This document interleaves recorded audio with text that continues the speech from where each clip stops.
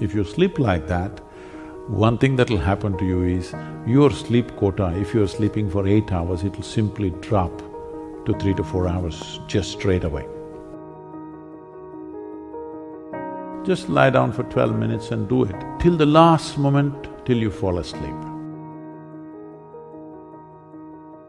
You know, there's a North Pole and a South Pole. This means these are the magnetic centers. And you also know the whole land masses, whole continents have been slowly being pulled towards the north, they've been traveling. Why the Himalayas is whatever we're seeing, the Himalayan mountain ranges, that Manasarovar, you will find seashells in Manasarovar because at some point it was at mean sea level. Today, it is at 15,600 feet. So what transported this lake bed, which was at sea level, to this place is the whole Indian subcontinent is crashing into the Central Asian plate. And this is why the Himalayan mountains are still continuing to grow. This is just piling up, it's just a crash. Every year, India is losing about 1.23 centimeters or so. I'm not perfect on the number, somewhere in that range. Every year, India is losing about 1.23 centimeters or something because it's crashing into the Himalayan range and it's piling up. Because the magnetic pull of the North Pole is slowly pulling all the land masses upward. So such a huge magnetic pull where the continents are moving up, that kind of magnetic pull is constantly in enforcement across the globe. Suppose you had a little bit of anemia. If you went to your doctor, what does he prescribe for you? So it seems to be like it's an important ingredient of your blood, yes? So if iron is floating around in your blood, and if I put a very powerful magnet to the top of your head, it is possible that slowly blood may start moving in that direction, isn't it? Let's say if it's a very, very powerful magnet, it may start slowly pulling it up because there is elements of iron in the blood.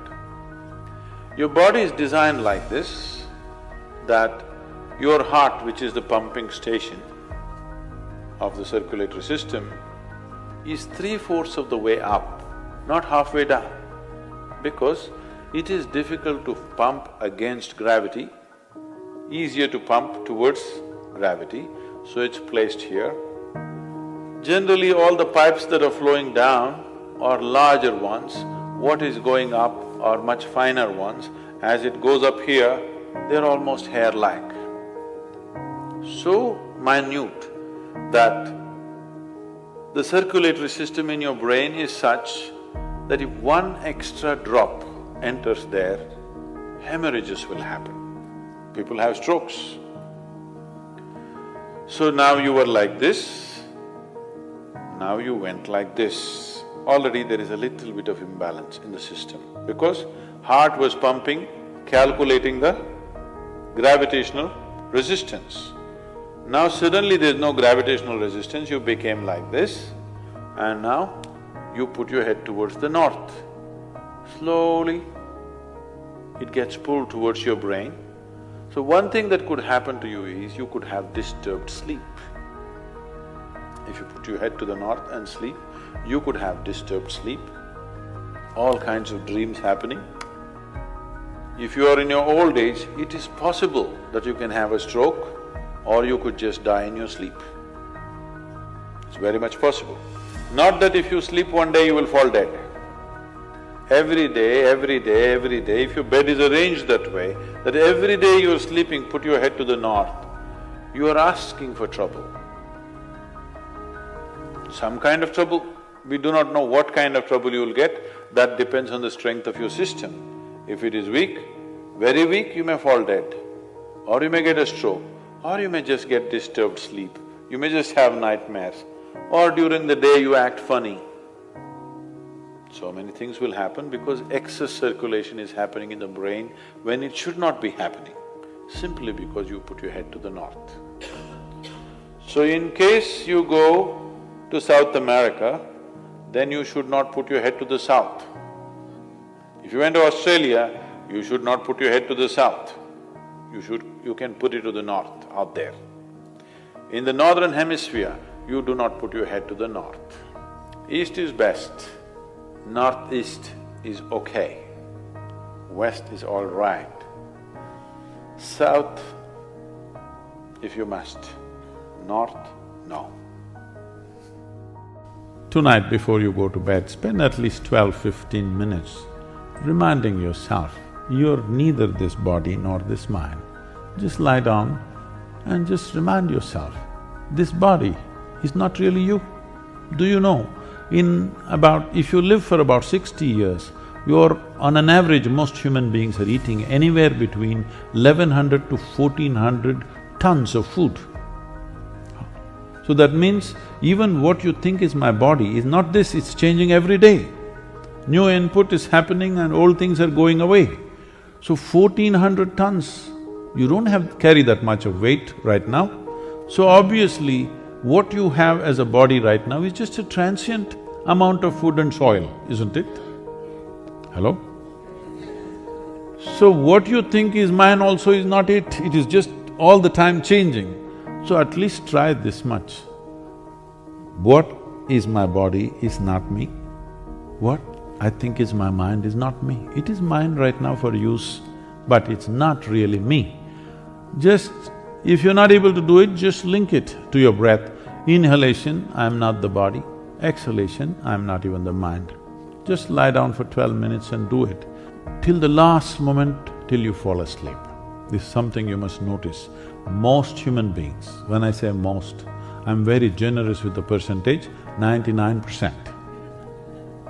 99% of the human beings never notice that moment when they're slipping from wakefulness to sleep. They will simply go off like that. If they're alert, they cannot sleep. But there is a way to sleep in an alert manner. If you sleep like that, one thing that'll happen to you is, your sleep quota, if you're sleeping for 8 hours, it'll simply drop to 3 to 4 hours just straight away. Now that moment when you're passing from wakefulness to sleep, if you can still be conscious that I'm not the body and I'm not the mind, believe me, something remarkable will happen. Why does one person need, well, by prescription these days, 8 hours? And why another person can do with half of that? See, one thing is, as we already went through, the very physical body that you carry is just the food that you've eaten, isn't it? If you eat right and do certain things with your body, you see very effortlessly, within 3 to 4 weeks, you can drop your sleep quota anywhere between 2 to 3 hours. 1.5 to 3 hours very easily you can drop if you just eat consciously and just learn to sit properly, just the posture, your geometry of the body and what goes into the system. If you just manage these two things, you will see sleep quota will just come down like that. At least 40 to 50%, the food that you eat must be alive. You eat dead food and you want to live, this is a little difficult thing to do, because you have to raise the dead now.